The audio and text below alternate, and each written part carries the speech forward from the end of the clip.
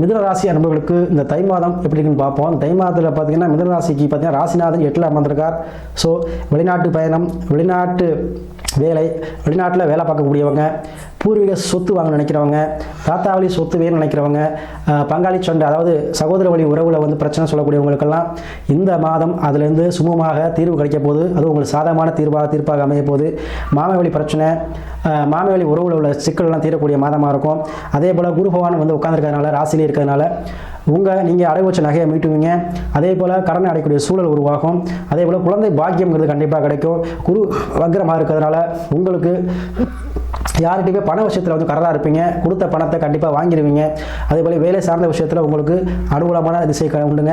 அதே போல் வீடு கட்டணும், திருமணம் சார்ந்த விஷயத்தில் தடையாக இருக்கிறவங்களுக்கு திருமணம் மற்றும் வீடு ரெண்டுமே ஒன்றா கிடைக்கக்கூடிய அமைப்பாக இந்த தை மாதம் உங்களுக்கு அமையுது.